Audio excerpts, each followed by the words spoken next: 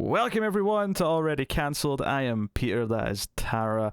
We talk about TV shows here. The year is 2022 and the name of the show is Babylon 5. This is season 4, episode 1. It is called The Hour of the Wolf. So full spoilers for the episode as always. And what a weird season premiere this was. This is an episode that has almost no Sheridan. You know, a brief little snippet at the end. No Garibaldi, which and that's weird because while the show has rotated people in and out quite frequently, those two and Ivanova tend to be the staples. They tend to be always around, at least, even if they're not the focus of the episode. So it was very interesting seeing Delenn and Jakar, Ivanova, and some of the other characters kind of carry the load and Lita, who is in the opening titles now. She's a series regular in season 4. I see that Cole is still in the titles as well. Would you like to... Slightly disappointed. Yeah, would you like to complain about that? Not in this episode, Still on though. the show. Yeah, he's not in this episode, though. He was notably absent. But...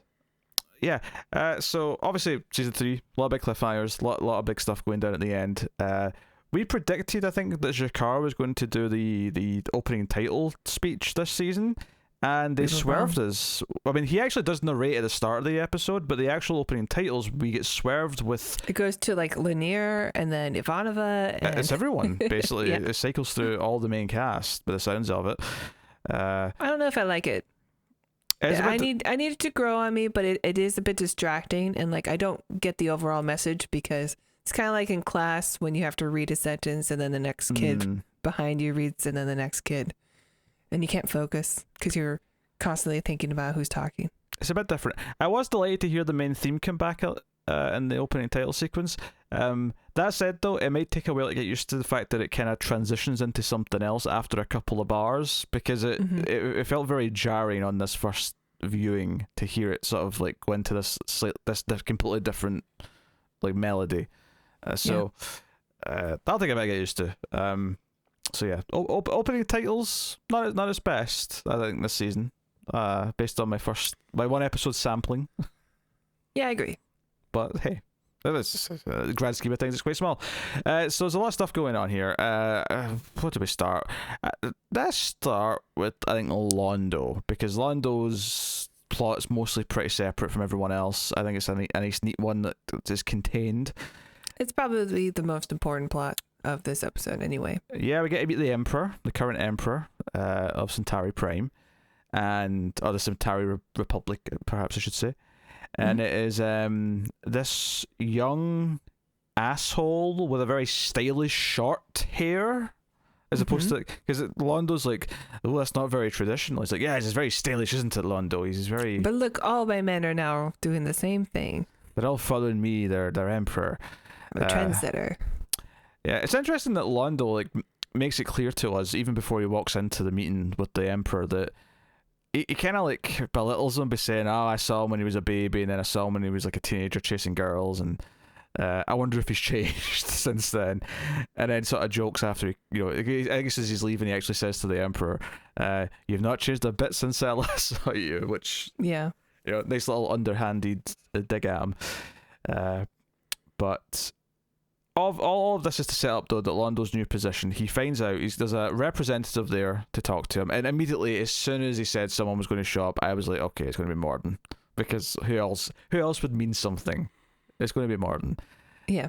Well, plus we saw his name in the opening titles. I actually didn't notice, but I mean, yeah, if you were paying attention. Yeah. I always look. I don't mean to, and it's just a 90s thing, they're always going to say, guest starring blank blank as Morden.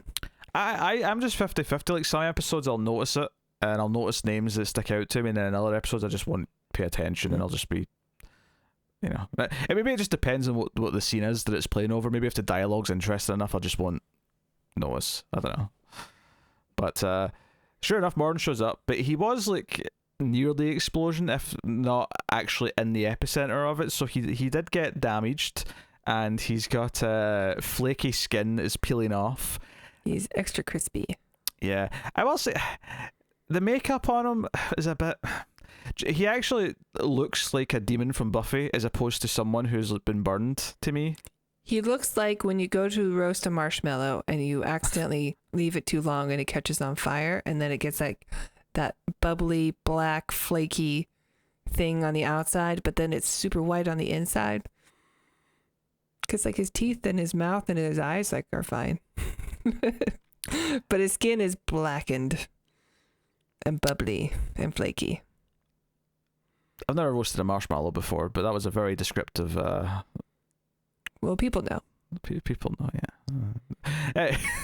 But he's like peeling off bits of his skin and dropping it on the floor as he's talking to Londo, and he's been all moody. He seems fine, other than his skin. And he says they're going to like fix him soon. Whether or not that's true, or if they're just like sort of like, we'll just string him along for a bit, and then I guess, well, maybe they have that power. Maybe they do. But Londo finds out that he is to be the liaison between the Shadows and Centauri Prime because the Emperor has made a deal with them. He is offering up land on Centauri Prime for them to like park and hide some of their ships. And Londo is like appalled and horrified when he hears this. In exchange for becoming a god. Well, we'll get to that scene a little bit. That's a little bit separate, but Londo's horrified by this. He finds out that even the people on the council who spoke out against it, have went missing. They're just dead, and obviously he's terrified of this because he's had visions of like all the ships flying into Centauri Prime, and I actually really love that we get that moment. Later in the episode, he walks out and we see all the ships sort of arriving, and it's not quite as apocalyptic looking as his dream, but it's still the same kind of visuals as it's. It's all the ships flying overhead. Him looking up. It's the same shot. That's why they had him put on his purple coat from before. Because his coat, for the episode, his coat was too dirty. It had to go get cleaned. Yeah. I mean, I'll be honest, I wouldn't have noticed that. I don't think I'd have noticed that. But, I mean, good attention to detail, if that's them sort of making sure all that fits nicely. Mm-hmm. But he goes out and confronts the Emperor. He almost gets beheaded for but the Emperor, shocking to Londo, reveals that he knows that a lot of their people will probably end up dying in this deal, but he doesn't care because he wants to ascend to being treated like a god and being remembered like a god, if not being an actual god in a literal sense, because he believes the Shadows can accomplish that for him. And it's just a selfish and I think what's wonderful about it is that Londo does back away in horror, and it's almost like, for as bad as Londo is, right, and has made lots of bad decisions, you always got the impression he didn't want Centauri people themselves to be harmed, right? He always at least thought of his people. Yeah. So that was one thing. But it does mirror kind of like his selfish, like sort of like wanting to rise up the ranks, right? But this is it turned up to like an extreme. It's not even 11. This is it turned up to like 52 or something like that, right? Where this Emperor, like, he's talking like a madman. He's like, I want to be a god, and the actor is kind of hamming it up a little bit. A lot. Yeah, I really like it though. He's putting his leg over the arm of the chair, and he's all, flamboyant. Mm-hmm. He sits like a jarl, and he sees no problem with anything he's saying, and Londo is just horrified by it, which leads to Londo calling Veer in and says, I need someone I can trust and someone who believes in Centauri, and that is you, and you're going to help me kill the Emperor. And he just kind of casually drops that at the end of the scene. So big things happening on Londo. So this is the thing, that we've separated Londo from Babylon 5. Mm-hmm. But it does seem like there's enough plot here on his own for this to last a while. Like, him plotting to kill the Emperor might take a good half the season, potentially all of it. I mean, it depends on how much. Yeah. Or maybe next episode. Next episode. But it's this idea that he's turned to Veer because he knows Veer's been sneaky before about helping Narn, and it's almost like he's having to utilize those skills, and that Veer, well, he's not necessarily going to be excited about murdering someone right away. Veer might actually agree that he needs to be stopped once he learns what the Emperor's like doing and what his plans are. So it's like, all of a sudden Veer's like sense of right and wrong is going to be an asset to you. Maybe you're learning. Yeah, that's true. Yeah, happy to see Veer in this episode too, and I think he starts off world and then shows up later, right? Because when we first see him, he's like just woken up. He's with he's got to see with Ivanova for that plot, and then he wakes up and he gets the call from Londo, who's like, his performance seems kind of sleepy in this, like all around though. Like he seems very quiet. I don't know what's going on with the actor at that moment, but he seemed maybe a little older to me, bizarre. And obviously, I don't think there's a bigger time jump between seasons than there has been before. But you did notice something, right? That there was a bit of there wasn't as much energy in his performance in this that I just come to expect from Veer. I do wonder if that's a little intentional though. Like maybe he's going for like the idea that, you know, the war and all these drastic events and like the fact that he's now effectively performing Londo's old duties, because he's I mean, maybe there is another ambassador, but we've not seen them. It seems like Veer's just doing it now. Yeah. Or at least he was until he got called back to Centauri Prime. Maybe they feel the need for an ambassador in Babylon 5 anymore because it's, you know, went independent and maybe the actor just had the flu that week. Who knows? Oh yeah, possibly. Which I mean, I guess you can if it is intentional. I guess you can critique it because we're questioning if it's intentional or if it's just like a bit of an off performance this episode. But yeah, but I don't know. Maybe it is intentional. They did go through war. Yeah, and he's had a lot more responsibility like thrust upon him throughout the past 2 seasons.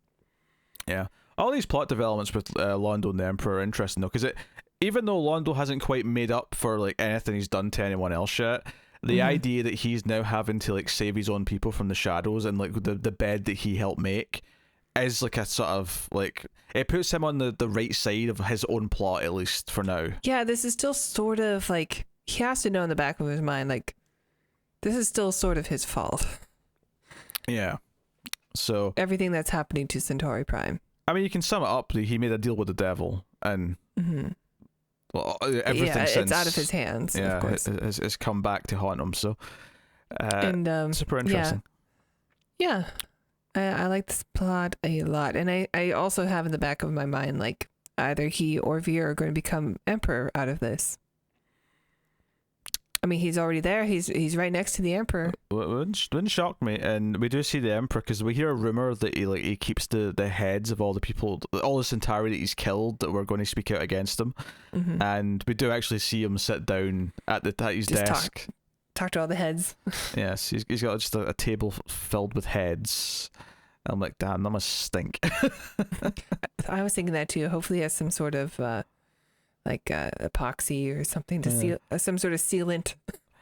But it really does, like, because obviously he seems kind of crazy from all of his ambitions and the fact that he's willing to let people die, and so the pawns must be sacrificed for my ascendance. The Emperor's all that matters.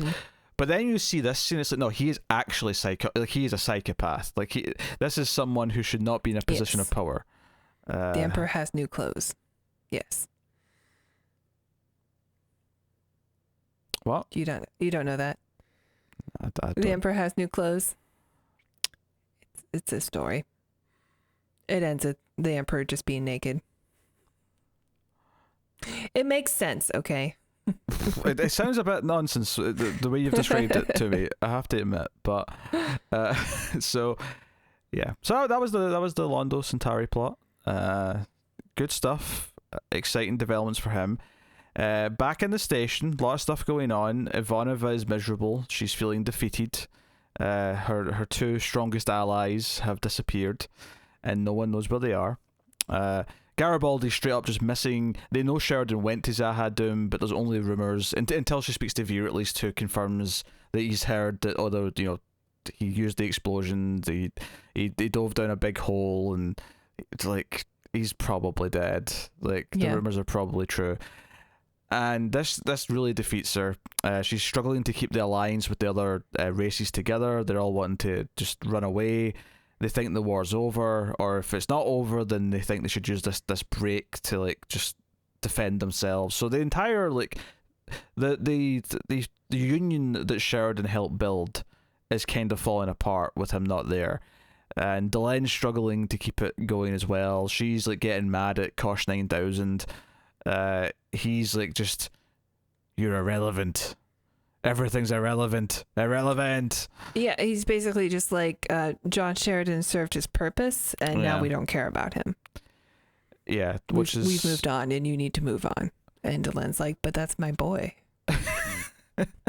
That's my boy toy. Yes. Well, she's not been eating. Lanier's been trying to give her dinner, and she's just like, no. Yeah. Not just like in the second Twilight movie when Edward leaves town and Bella's like distraught and doesn't want to eat or do anything. Does he eat by murdering? So isn't that good? No, Bella, not Edward. Oh, okay. I've watched the first one. Many years ago. I only saw that for the first and only time I had last year. Well, clearly it made an impact. Well, it was memorable because of how stupidly bad it was. So, yeah, like all this is going on. Just to stick with Kosh 9000 for a second, there's a scene with Lita where Lita says that carrying his like essence around feels different to Kosh, and it looks like it's making her sick. She looks like she's struggling. Yeah, she's got like her like neck in flames, and when the spirit or whatever is coming out of her, and she gets like super pale, like her lips are really pale, her eyes are really dark, like she looks sick when it happens. Yeah, she looks like it's not easy for her. She looks like she's got like her mouth's really dry as well. Like she really needs to like hydrate. I don't remember this happening with when we saw that happen with Kosh. And when she questions like you're planning something, he just says don't interfere. And it's like, I really don't trust you, new Kosh. Kosh 9000. I'm not buying any shit. Yeah. I'm just not doing it. But she goes to Ivanova and has the idea that if they go to Zahadu, maybe because she's been connected to Kosh and Kosh is connected to Sheridan, then maybe she'll be able to sense if he's alive just from orbit. So, of course... Sounds like a bit of a stretch. Yeah. They say White Star, and I assume White Star was just the name of that specific ship that they started, the first one that Sheridan took with them. But they said White Star, and then they went out in this ship, and I thought, oh, are they all just called the White Star then, all these ships? Maybe we were wrong. Maybe it wasn't the White Star that he took to Khazad-dûm. Oh, maybe just took one of the random other ones, yeah. Yeah. That's possible. That's entirely possible. But they fly over the planet, they try and talk to him, reach out, which of course draws the attention of some shadow entities, although it's a new thing we've not seen, I think. I think this was in one of the dreams or prophecies or something. Right. It was when Ivanova hooked into the machine on the planet, I think. I think that's when we saw this we saw the thing. eyes. Yeah, we saw this vague thing before. You're right. And they all just kind of get tranced, and they're all like having messages like beamed out. At first I thought it was just the telepaths, including Ivanova, because she has a bit of telepath. But then Delenn afterwards was saying that she also heard her father's voice. Like they were all hearing their father's voice from this big giant head. Yeah, the third rock. I knew you were going to. I was thinking, boy, oh boy, this sounds like Sauron from Lord of the Rings. Lita even says the eye has found us. It's been searching for us and it's on us, and now they're locked into it and it's reading their minds. It's very Lord of the Rings. I hate this. Why? Why do you hate it? I hate this comparison. Why? I allow you to talk about Twilight whenever you want. Don't give me a pass for Twilight. Seems fair. I put that out there to be mocked for, okay? That's okay. I was trying to be funny by bringing that up earlier, and you just try to make a valid point with Lord of the Rings. Stupid hobbits. Anyway. Well, it's a very epic story. So luckily Lanier's a smart cookie, because he programmed the ship to like basically just run back home it's got a fail safe. If he doesn't like push a button every couple of minutes. And so sure enough, to get out of Dodge, and they're obviously freaked out by this thing, and it does seem like this like is their leader of the shadows or something to that effect, or a representation of their leader. Like, yeah, something very powerful. Yeah, and they bolt. I wonder, because they were compelled to do things for this entity and like go to the planet. Ivanova says, "All right, put us down on the planet. We're going to go investigate," even though that's clearly the wrong thing to do. I wonder if they're setting up what we saw with Emperor Londo when he was influenced by some sort of entity. Because he wasn't in control. There was something else inside him controlling him.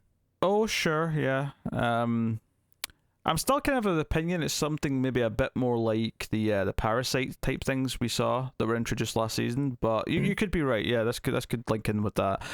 I have another theory related to something else in the episode, but the big thing though is that like there was no signal from Sheridan. Either through telepathic means or traditional communication means, that there was nothing, and like they're like, oh my god, he's really dead, and Delenn like looks all like misty eyed, and it's like a big moment. Everyone's all sad. Lita said that he was observed diving into a 2-mile pit. Yes, and Ivanova ends her part of the episode by in her personal log by sounding miserable, but it's saying that she needs help and she thinks she knows where to get it. So I don't know Drawl? if Drawl was maybe my first thought. I can almost see the disappointment in your face if she just means she's going to go find Cole. What would he do? Hit things with his stick. Has to go whack a stick somewhere. Fine. If can't. it brings back Sheridan, fine. It sounds like such a euphemism. Whacking sticks. You're gonna go whack a stick somewhere. The sad bastard. He couldn't get like, of all the Ninja Turtles weapons to take, he took Donatello. He took the shit. Well, like Leonardo gets like proper big like katana swords. Raphael gets the sai. They're really cool and badass. Michelangelo gets the nunchucks, and Donatello gets a stick. He gets a freaking stick.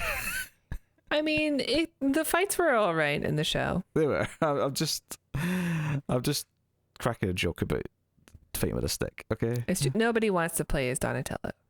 No one. No. We all want nunchucks and pizza. Cowabunga dudes. I was more of a Raphael man myself, but oh, you know, the spiky things. Yeah, the sai. Yeah. Yeah. Plus, yeah, they had, having Leonardo with the better characters, they had all the plot, they had all the good character stuff. But Michelangelo was funny. He was the comic relief. He was amusing at times.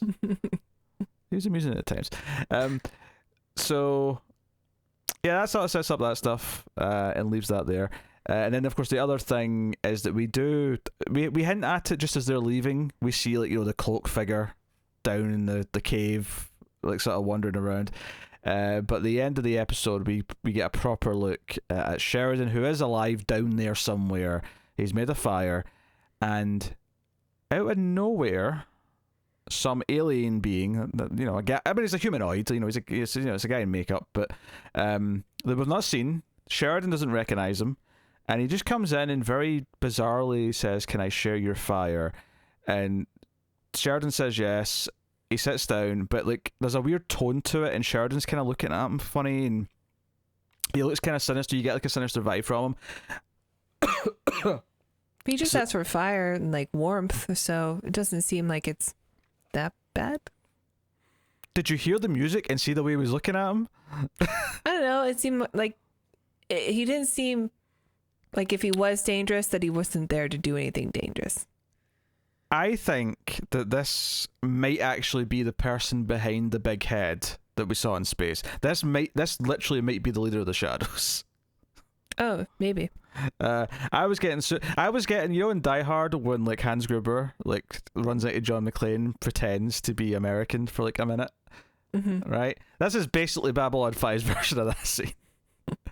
This is the leader of the shadows. Because obviously we expect him to look more insectoid or whatever, but like we've not seen this guy before. He's given this weird, mysterious entrance down at the bottom of this pit on Zahadum. Like, he's not a soul hunter, right? I don't think so. I can see why they've got like a similar kind of big head, but I don't think he was a soul hunter. I think my estimate here, right, even if I'm wrong about him being the actual leader per se, is that the reason why he's come to talk to Sheridan is because the others were trying to communicate with Sheridan, so he, or the shadows in general, knew to go and look for him. So let's say he is the leader. He transmits his big head thing into space. He like contacts them. He whatever. He reads their minds. He almost has them come down. And when they get away, well, what's his next course of action? Well, they were looking for Sheridan, who is still down there. I'm going to go down and nosy around and befriend him and, get into his head, maybe play with his mind a bit, whatever his intentions are. Who knows at this point? Convince him that it's the Vorlons that are evil. Yeah, that might be a goal. Maybe it wouldn't be so hard with this Kosh 9000. Kosh 9000 definitely isn't doing himself any favors with like gaining favor with the good guys, as it were. Yeah, so this guy definitely feels important to me, though. He feels super important. And it wouldn't surprise me if his like meeting with Sheridan is a result of the others kind of like letting him know that he's down there to go find, or like, something along those lines. I was getting that vibe, but I think the way this ends with him just staring at Sheridan is very ominous, and I think it's meant to feel like a big deal. Of course, the other answer is that, or the other question that still needs to be dealt with is, where is Garibaldi? We know Garibaldi hitched a ride. Like, is he on Centauri Prime? Perhaps did he like hitch on the wrong ship? It took him to Centauri Prime. That's possible. Yeah, that's true. I forgot. Yeah, that could be the case. But if he is on Zahadum, is he like searching for Sheridan? Is he going to pop up at like a really good moment, like next episode when he's trying to save him? Yeah. Well, yeah, I guess one of those shadow ships really could be a coin flip. It wouldn't surprise me if most of the next episode is with Sheridan. Like, maybe since they set him up at the end of this one. Yeah, we'll get a little bit. He is the cliffhanger Of the others, but I think it'll mostly be Sheridan. Maybe Sheridan and Jakar will have the B plot, because we didn't mention Jakar decides to leave to go and look for Garibaldi, and I actually love this. Trying on all his clothes. Just his hat. But rummaging through his closet. I just miss him so much. I love this though. I love that, like, because Garibaldi gave him a chance when he'd kind of like changed who he was, and he had like this they have a friendship awakening. Yeah, he's like, no, I want to go and look for Garibaldi because now they're friends, and that's kind of neat. It's kind of cool. I liked it. Having Zach and Jakar have like a nice scene together where they're kind of friendly, and even the joke about Daffy Duck was kind of amazing. Duck Dodgers. That was Daffy Duck, was it not? Well, yeah, it's Duck Dodgers is Daffy Duck's. It's the thing that Garibaldi liked so much. Oh, okay. In the first season. I don't remember the names of the Looney Tunes stuff. I'm sorry. But like, he says, I've been examining this on the wall. Is it one of Garibaldi's house gods? And Zach's about to correct him, goes, kinda. In a way. It's like the Egyptian god of frustration. I'm like, I don't know where you get Egyptian from, but yeah, frustration sounds about right. Yeah. It's kind of Daffy Duck's whole thing. I like this a little bit of bonding between them. It was kind of a neat little... I like seeing Zach Gallen. More, please. So Zach's a pleasant character. And there was a comment, on either the finale, season 3, or the one before, something to the effect of that Cole is way better than Zach. And I just cannot get on board with that line of thinking, okay? Like, Tara hates Cole more than I do, but Cole is definitely my least favourite character, right? He's definitely the weakest. So, like, I might not go on the tirades that Tara does, but I will back her on, like, where he ranks in the list. Zach's great. He's so likable. He's just an everyman, and he's a great actor. More, please. Yeah, so I enjoyed this little scene. I think this one definitely felt like it was bouncing around a lot of characters. Like, see, especially when it was like on the station, I feel like it was bouncing around like various, because it's very much like, here's what happens after the finale, and we're just sort of catching up with the crew rather than like progressing a lot of events, with the exception of Londo's story. Yeah. I mean, Londo's plot's very separate and very kind of like nice and focused, whereas all the stuff on the station, I feel like it bounced from like Ivanova being kind of like in a bad place, which led to the meeting. Dealing with a loss. But then that like pivoted to Delenn, which like, pivoted to her meeting Kosh 9000, but that pivoted to like the scene with Lita and Kosh 9000, and then that pivoted back around to Jakar. Like there was a lot of pivoting between, which I think if the effect of that is supposed to show just how much chaos it is that Sheridan and Garibaldi disappeared and what that's caused, that we are all over the place. It achieved that feeling. You do feel that they're not there. Yeah. No, I think that's effective. It does have this kind of weird double-edged thing though, where it does feel like a weird episode because of it. Because it is so scattershot with the characters, but it definitely achieves what it's going for mood-wise though, and sets up the tone. So I think we're going to feel great when we get the characters back properly, because even though we got to see Sheridan, like, it's not going to be good, or not good, that's not the right word, because it's not bad. What I mean is it's not going to feel right again until he's back on the station, like, calling the shots. Uniform. Yeah. So I don't know, maybe a few episodes we might spend some time like earning his return. Yeah, I'm curious about this. This new entity, this new presence. It does feel like, it feels like we're introducing a whole new layer to the Shadows, because we're on a new season. We have to kind of like shake things up a little bit. And they were not defeated entirely, but they definitely took a big hit, literally. Yeah, to the point where they have to retreat and regroup. I don't know if it's literally their capital city, but for all intents and purposes, their capital. They said it was the biggest city on the planet. Like gotten nuked, so yeah, they're having a rough time. They've second guessed a lot of their ideas, and all their allies are backing out too. That was like the opening scene. They don't want to provide ships anymore. They want to go. All of Babylon's 5 allies, you mean? Yeah. The Drazi and some great species called the Game, who have a translator and like a gas mask looking thing. Yeah, they look like a bug. I'm alright.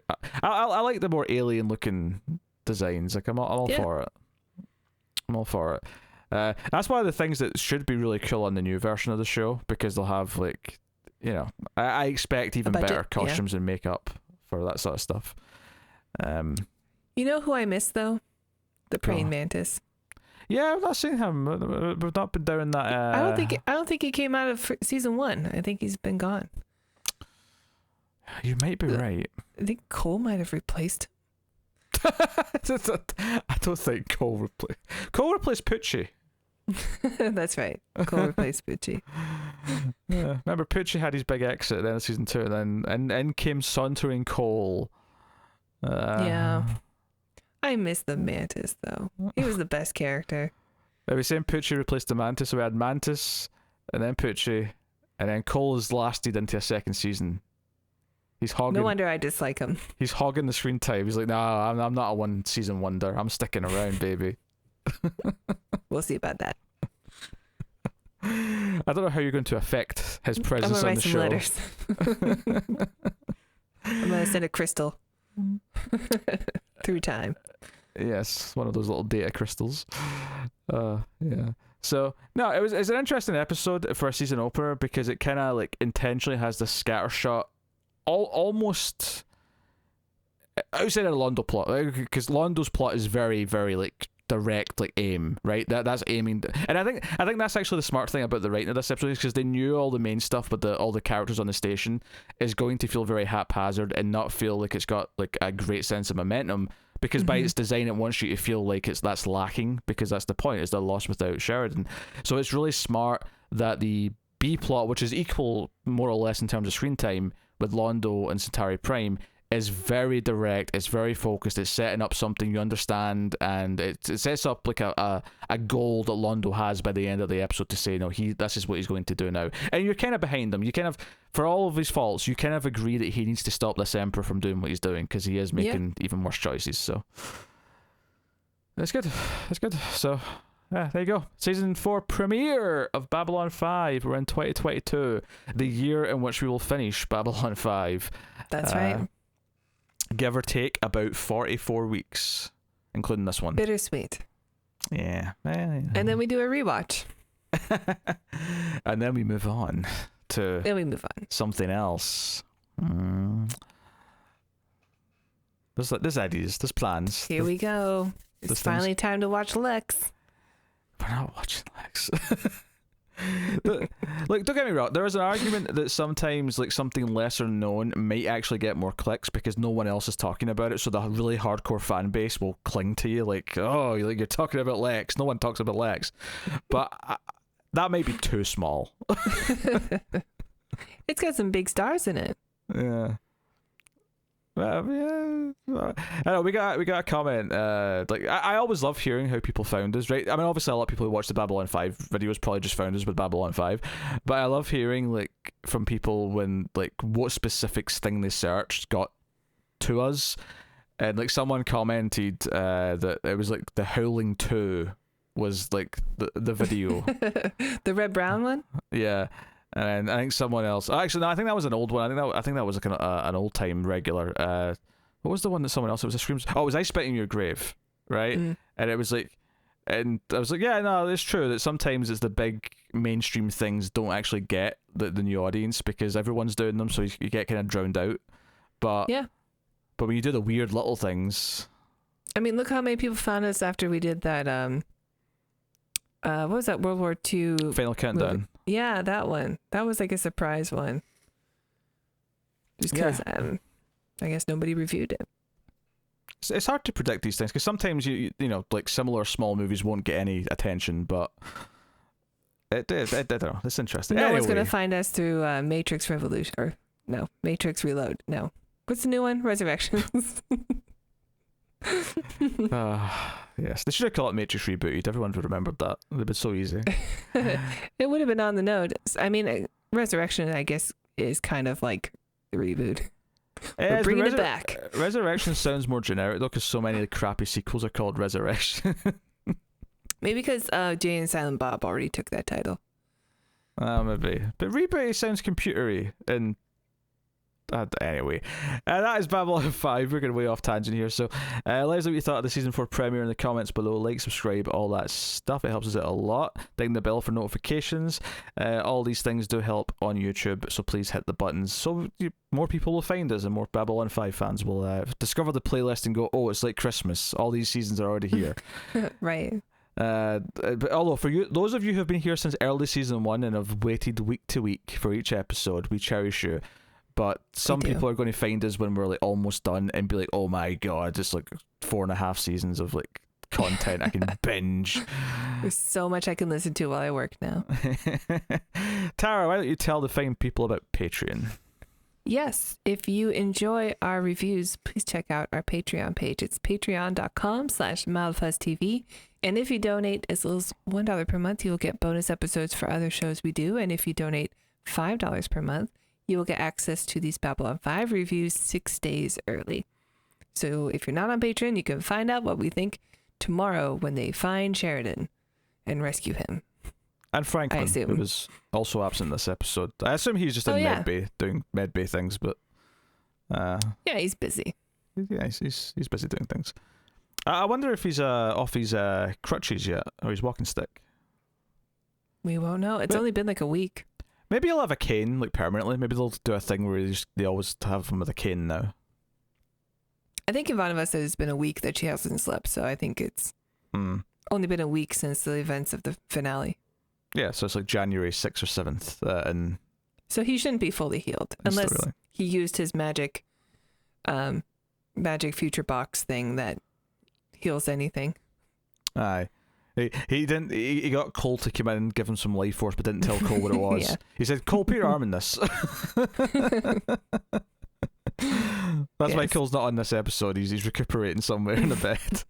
He has to find some life force the old-fashioned way.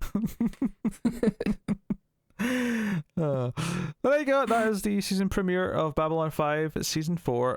So thank you once again for watching or listening. We always appreciate it. Keep watching Babylon 5. Just unlike the Emperor of Centauri Prime, don't give away the homeworld.